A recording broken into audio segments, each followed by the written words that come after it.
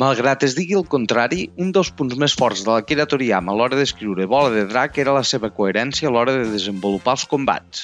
En aquesta sèrie de vídeos els analitzarem basant-nos exclusivament en el manga, l'obra original, i comprovarem com sovint les guies oficials patinaven perquè estaven fetes amb descuit. La lluita entre el Goku i el Vegeta és una de les que, segurament, més fans ha enamorat.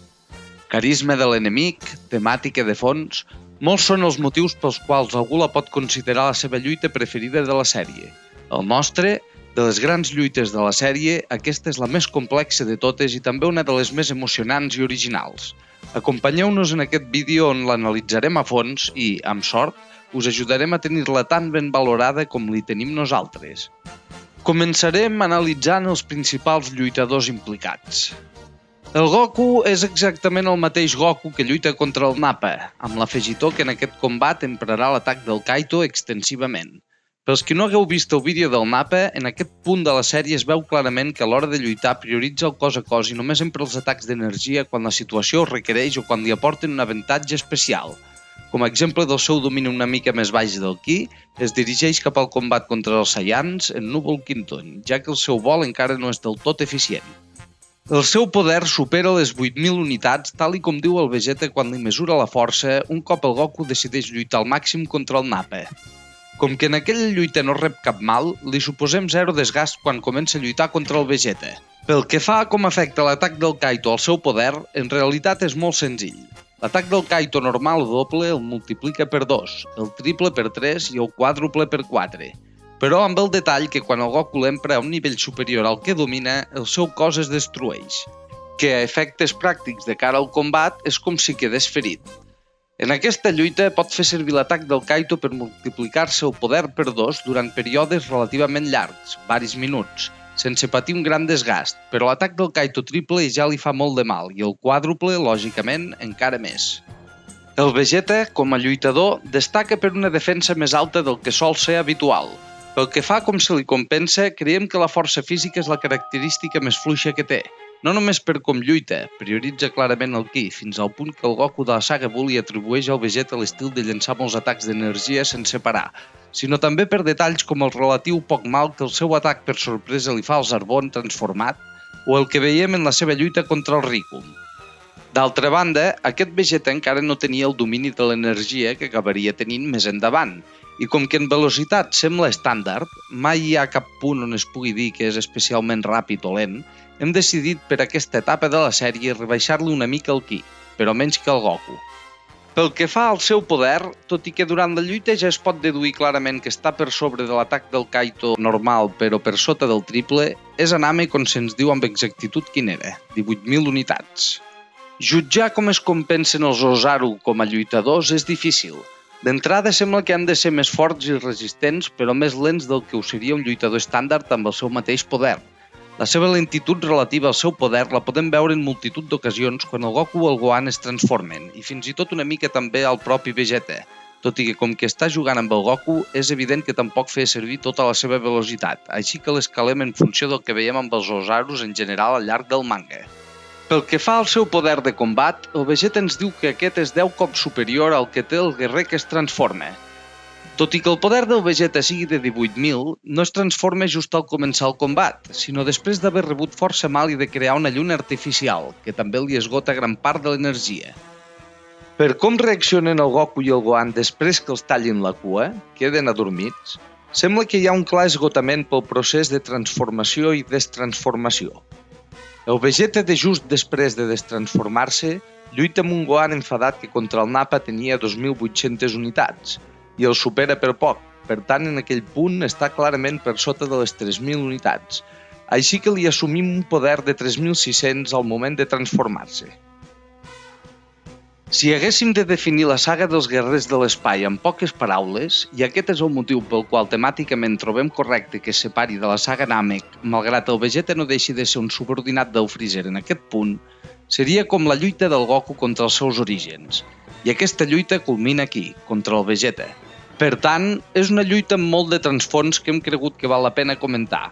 Ara analitzarem la lluita en si, que és el que realment ens interessa fer en aquesta sèrie de vídeos i que en aquest cas ens fa especial il·lusió, doncs la complexitat i qualitat del combat s'ho valen.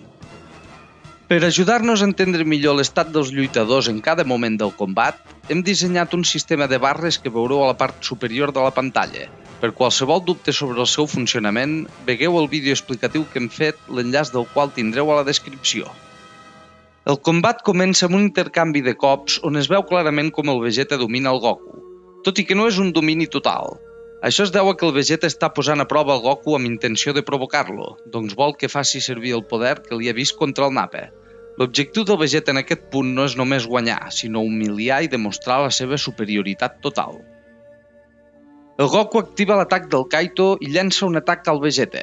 Tot i que inicialment l'agafa per sorpresa, aquest es recomposa de seguida i contraataca, demostrant que segueix sent superior al Goku malgrat aquest ha multiplicat per 2 el seu poder.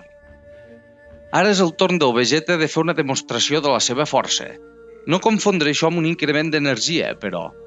Aquí el Vegeta simplement canvia la seva actitud i allibera el Ki, factors que pel qui capta energia són importants, però no per un dispositiu. Per a més detalls sobre aquest tema, reviseu el vídeo Diferència entre dispositius i captar energia. Això es demostra pel fet que el Vegeta ja era clarament superior a l'atac del Kaito del Goku abans de fer la demostració. El seu poder és de 18.000 durant tot el combat. Acte seguit, el Vegeta comença a atacar el Goku amb més força, com podem veure pel mal que li fan els cops. El Goku s'intenta recomposar, però no hi ha manera. El Vegeta fa el que vol amb ell malgrat que segueix jugant. I sabem que el Vegeta juga no només perquè ho diu el propi Vegeta. També queda clar quan llença 2 rajos d'energia calculats per ferir però no matar el Goku, primer quan aquest estava en estat base i després en acabat que activés el puny de Kaito per 2. Queda clar que, de moment, el seu objectiu segueix sent humiliar i castigar el Goku, més que no simplement guanyar-lo.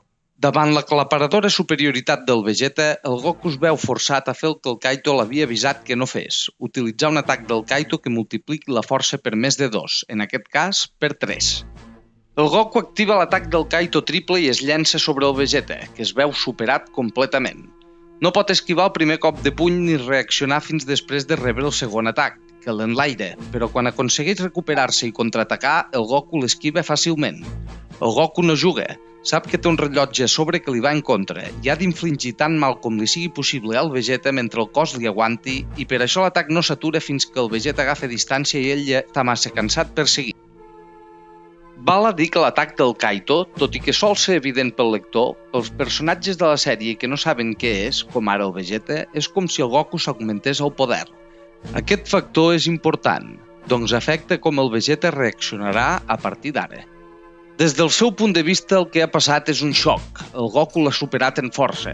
Un guerrer de classe baixa, a qui només volia humiliar, de sobte li ha clavat una bona pallissa, cosa que l'ha deixat descol·locat, i el força a fer servir el seu atac més poderós i que considera insuperable. I no només això, sinó que el fa de tal manera que el Goku no el pugui esquivar, des de l'aire i apuntant a la terra. És aquí on tenim el xoc d'energies més espectacular de tota la sèrie, el Kamehameha contra el Garlic Ho del Vegeta. Per fer-li front, el Goku activa directament l'atac del Kaito triple. Però més que l'espectacularitat de l'acció, hi ha un detall que és important. L'atac del Kaito triple, que abans havia estat suficient per superar clarament el Vegeta, ara amb prou feines deixa el Goku al seu mateix nivell. Això significa que el mal que l'atac del Kaito triple ha provocat al cos del Goku supera per bastant el mal que el Goku li ha infligit al Vegeta mentre el feia servir. El Goku, però, no pensa perdre i utilitza l'atac del Kaito multiplicat per 4, donant un impuls momentani al seu Kamehame que el permet superar l'atac del Vegeta, però no fer-li el mal que li hauria d'haver fet, ja que l'atac perd quasi tota la força l'instant després de superar el Garlic Ho. En aquest punt, el Goku està destrossat i el Vegeta té el combat a la butxaca. Només li cal rematar la feina, però des del seu punt de vista, el Goku l'ha tornat a superar fins i tot quan ell ha fet servir la seva millor tècnica, així que de sobte opta pel que es pot considerar una mesura desesperada, la transformació en Ozaru. És llavors quan s'adona que el cor petit ha fet esclatar la lluna, tot i que ell creu que ha sigut el Goku que ho ha fet, i decideix crear-ne una d'artificial amb la seva pròpia energia. No està disposat a deixar que el Goku el torni a superar, i ja s'ha fixat que el Goku ha perdut la cua, així que torna a la Terra i crea la lluna artificial. Tal i com diu el propi Vegeta, aquesta és una tècnica que només els guerrers d'elit poden fer, és a dir, que consumeix molta energia. I tot i que ell és l'elit d'entre l'elit i en condicions normals la podria fer com si res, ara està molt debilitat i li suposa un esforç evident. Un aspecte al marge del combat que ens agradaria comentar és que aquí ja podem veure el nou Goku en acció. Mentre el Vegeta busca desesperadament la lluna, ell podria haver començat a concentrar la bola Genki, però prefereix esperar que el Vegeta torni abans de començar a fer res. La noblesa fins al punt de l'estupidesa tan típica del personatge, però ara ja no enfocada al bé i a fer el que és just, sinó a tenir el millor combat possible. Tornant al combat entre el Goku i el Vegeta, tenim un moment emocional. Veient la transformació del Vegeta, el Goku s'adona que el mico gegant que es va carregar el seu avi i que va destruir el torneig d'arts marcials on va participar de petit no era altre que ell mateix. Quan diem que aquesta saga es podria definir com la confrontació del Goku amb el seu passat, no ho fem només pel fet que lluita contra els guerrers, sinó també per escenes com aquesta. El Goku no té temps de posar-se emocional, però, ja que el Vegeta comença a llançar atacs un altre cop. N'esquiva algun, però no pot fer res davant l'aclaparadora superioritat del Vegeta, que, confiat de la seva victòria un altre cop, torna a dedicar-se a fer patir el Goku en comptes de rematar el combat ràpidament. Però mentre ell juga, el Goku pensa l'última estratègia. Utilitza la mossegada del sol, tot i que la traducció més exacta seria el puny del sol, a nosaltres aquest nom ens agrada molt, per deixar-se que el Vegeta hi començar a concentrar la bola Genki. El que tenim a continuació és una cursa entre el Goku per concentrar la tècnica i el Vegeta per recuperar la vista. El Goku ha agafat distància, cosa que li permet guanyar uns segons extra mentre el Vegeta el busca. Aconsegueix concentrar l'energia, però el Vegeta el localitza i llença un atac d'energia pròpia abans que el Goku no pugui atacar. No l'impacta directament, però el Goku pren mal per l'explosió i perd l'energia que havia concentrat. Si més no, prou quantitat com perquè descarti llançar l'atac. El Vegeta s'adona que al Goku ja no li queden més recursos i encara es confia més. Decideix torturar-lo en comptes de matar-lo, primer amb simples cops que semblen més aviat les manotades que algú faria servir per apartar una mosca que no cops de puny de veritat i finalment trencant-li les dues cames. Tant el Gohan com el Krillin són molt a la vora d'on hi ha la lluita, però no sembla que hi puguin ser a temps de salvar el Goku, doncs el Vegeta s'ha cansat de jugar i el pensa rematar esclafant-li el cor. Però just quan ho intenta, el Goku treu les últimes reserves d'energia per llançar un atac a l'ull del Vegeta. No és un atac gaire potent, però impacta just a l'objectiu fent-li força mal. Això fa enfadar el Vegeta, que decideix castigar el Goku torturant-lo encara més. L'agafa de tal manera que ja no pugui fer res, braços i cames li queden atrapats dins les mans del Vegeta i li comença a trencar els ossos estrenyent-lo cada cop més fort. Just llavors és quan el Krillin i el Son Gohan arriben i decideixen amagar-se entre les roques per poder atacar per sorpresa. Allà es troben un Yajirobai que té massa por per actuar i els intenta convèncer perquè s'amaguin com ha estat fent ell, però decideixen ignorar-lo i actuar igualment. El Vegeta es percata de la presència d'algú i just quan comença a buscar el Son Gohan surt entre les roques exigint-li que deixi anar el seu pare. En realitat l'intenta distreure, ja que el Krillin s'ha col·locat darrere seu i està preparant un Kiesan per tallar-li la cua. El Vegeta sembla distret provocant el Son Gohan, doncs diu que matarà son pare davant seu i li posa la mà al cap com si li anés a trencar el coll. Però a qui va dirigida la provocació en realitat no és el Son Gohan. El Vegeta ja s'imaginava que el Gohan no hauria tornat sol, i el que estava fent en realitat era provocar el Krillin perquè sortís de l'amagatall, cosa que aconsegueix quan aquest llença el Kiesan en un intent desesperat per salvar el Goku abans no li trenquin el coll.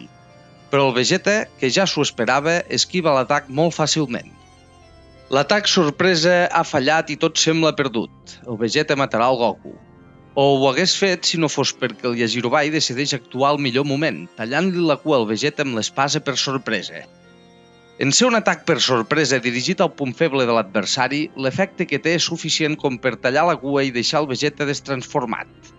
Això ens introdueix una altra regla important de bola de drac. Els atacs per sorpresa tenen un efecte molt superior al que tindrien els mateixos atacs en condicions normals. Un cop destransformat, el Vegeta jura venjança. A partir d'aquest punt el Goku ja queda totalment fora de combat, així que anirem posant les barres dels qui vagin lluitant contra el Vegeta a cada moment. El Vegeta comença atacant el Son Gohan i el deixa gairebé KO de 2 cops. El Krillin intenta intervenir, però se l'espolsa de sobre com si res, deixant-lo ferit al procés. Com que ja es veu guanyador, el Vegeta comença a torturar el Goku davant del seu fill. Necessita fer-los pagar les humiliacions infligint-los el màxim dolor possible abans de matar-los, però no és conscient de l'error que comet, doncs provoca la fúria del Son Gohan.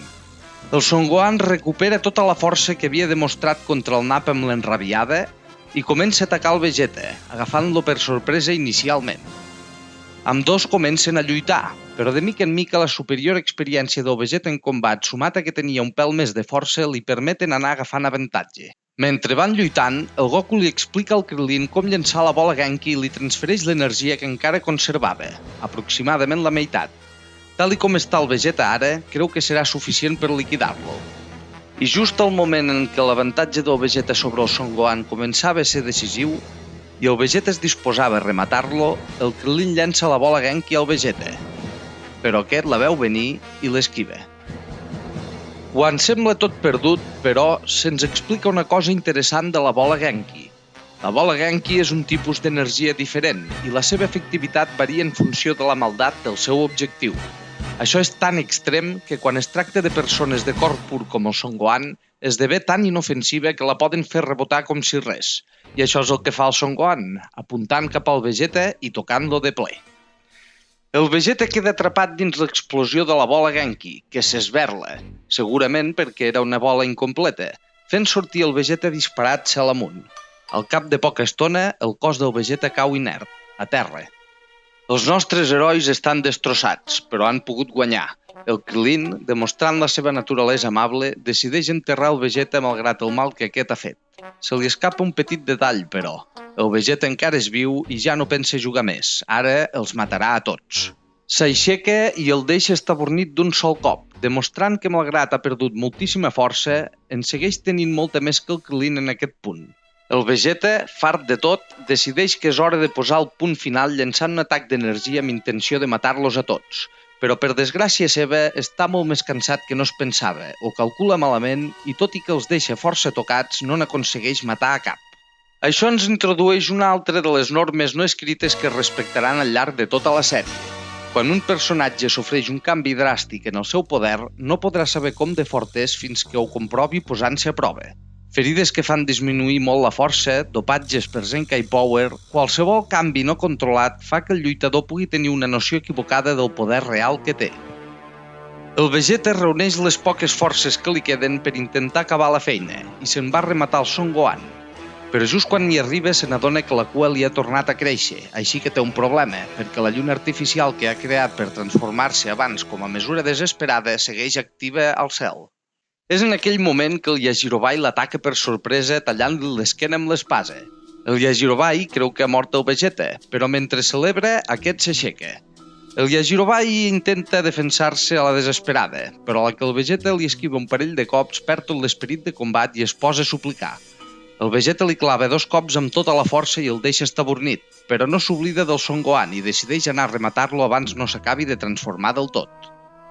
El problema és que just llavors el Goku li diu al Son Gohan que miri la llum brillant del cel, i aquest, que ha caigut de la pedra i ha quedat de cara a la lluna, es transforma abans el Vegeta no pugui rematar-lo.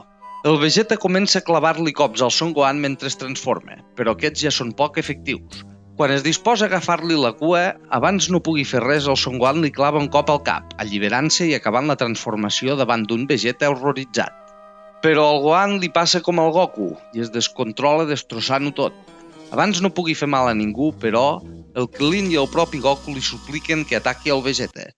Llavors, el Gohan recupera el mínim de seny per identificar el seu enemic i l'ataca llançant-li una roca que tenia a les mans, que el Vegeta esquiva pels pèls. Decideix tallar-li la cua fent una mena de Kienchan propi amb les poques forces que li queden, cosa que ens permet entendre com és que coneixia la perillositat de l'atac i va poder avisar el Nappa quan el Krillin li va fer. Aconsegueix el seu objectiu, però el Son Gohan encara transformat li cau a sobre i ja ha quedat massa feble com per poder fugir. Tot i que l'atac del Gohan no té cap força darrere, és suficient per deixar el Vegeta al límit de la mort només amb el propi pes. Finalment, el Vegeta ha estat derrotat i es veu obligat a fer venir la càpsula amb la que havia arribat i fugir, doncs amb prou feines li queden forces per moure's. La càpsula arriba on és el Vegeta, però el Krillin, que encara té prou energies per agafar l'espasa del Yajirobai, es disposa a rematar-lo. No li perdonarà el mal que ha fet, ni li donarà cap oportunitat de fer-ne més.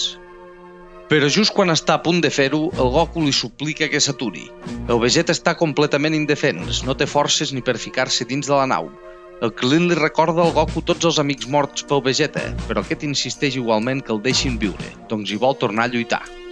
Definitivament, aquest ja és el Goku que coneixerem durant tot el que queda de sèrie. Finalment, el Krillin acaba cedint i decideix deixar escapar el Vegeta, que se'n va no sense abans prometre'ls que tornarà per matar-los a tots. Pel que fa al seu desenvolupament, aquest combat es pot dividir en dues meitats. La primera seria el Goku contra el Vegeta, i la segona, a partir que el Goku queda fora de combat i són la resta els que lluiten com poden. La primera part ja és de per si un dels combats més complexos i excel·lents de tota la sèrie. D'una banda, un Goku que cada cop es veu més acorralat i que fins i tot tenint una eina que el permet superar temporalment el Vegeta, l'atac del Kaito triple, aquesta li acaba passant més factura a ell de la que ell no li pot passar al Vegeta. L'atac del Kaito per 4 el permet salvar la Terra, però al preu de quedar completament destrossat. Al final, el Goku acaba perdent el combat, però no sense fer dues contribucions que seran decisives. La primera és el desgast físic que pateix el Vegeta i la segona, i no menys important, el desgast psicològic. Passem d'un Vegeta confiat i calculador a un Vegeta amb l'orgull ferit que vol esclafar el Goku amb el seu millor atac, a un Vegeta totalment desesperat que opta per transformar-se encara que guanyar sigui clarament injust i, com diu ell, lleig. Però serà precisament aquesta mesura desesperada la que se li girarà en contra al final del combat. La segona part, com hem dit, comença precisament quan el Goku queda malferit i el Krillin i el Gohan decideixen salvar-lo. Aquesta no és tan complexa com l'anterior a nivell d'analitzar què passa, però tot el que perd en complexitat o guanya en emoció degut a les situacions completament límit que presenta. El primer tast el tenim amb el Vegeta esquivant el Kenzan del Krillin, però amb la situació salvant-se pel Yajirobai actuant a última hora. Tenim tot el llançament de la bola Genki, on el Goku, el Krillin i el Gohan treballen junts i tenen tots una importància clau. Després, la transformació del Son Gohan amb la Lluna, només possible per la tècnica desesperada del Vegeta que se li gira en contra i també gràcies a una altra intervenció del Yajirobai que aquest cop no queda impune per part del Vegeta. Però les situacions límit no es limiten als nostres herois, ja que un cop el Son Gohan Miku es fixa amb el Vegeta, aquest també es veu obligat a recórrer a mesures desesperades per sortir-se'n. Això crea una dinàmica absolutament fantàstica on tots els implicats lluiten per sobreviure d'una manera tan desesperada com poden, aferrant-se a cada petita oportunitat que tenen. Aquesta tensió fa que passem d'un Vegeta que pren decisions estúpides per excés de confiança a un Vegeta desesperat que comet errors mentre observa impotent com una situació que tenia completament controlada se li ha anat escapant de les mans. Es tracta d'una constant d'escenaris límit, sobretot pels nostres herois, però també pel Vegeta, tots creats de manera completament natural, demostrant l'habilitat increïble del Toriyama per dissenyar combats. Tots els elements que s'acaben girant en contra del Vegeta es van sembrant des dels inicis. El Goku destrossant-li la moral i fent-lo fer mesures desesperades quan encara no li feien falta provoca la lluna que acabarà permetent al Gohan transformar-se i donar-li el cop de gràcia. El Yajirobai, que feia estona que voltava per allí sense participar i que quan ho fa es torna a amagar permetent-li obtenir una altra oportunitat que també porta que el Son Gohan es pugui transformar abans el Vegeta no el remati. I el Krillin, que es veu arrossegat al combat pel Gohan i també té una contribució decisiva. Tot llavors plantades en capítols anteriors, que acaben germinant en el jardí fantàstic que és el final del combat més emocionant i ben escrit que he llegit mai. Perquè combats emocionants n'hi ha molts, però que a sobre estiguin tan ben escrits que permetin deduir quina força té cada personatge a cada moment, sense dopatges trets de la màniga per resoldre la situació, amb el protagonista fora de combat a partir de la meitat de la lluita, combats així només n'hi ha un, i és aquest. Esperem que amb aquest vídeo haguem aconseguit fer-vos guanyar ni que sigui un bri més d'efecte per aquesta fantàstica lluita. I dit això, salut!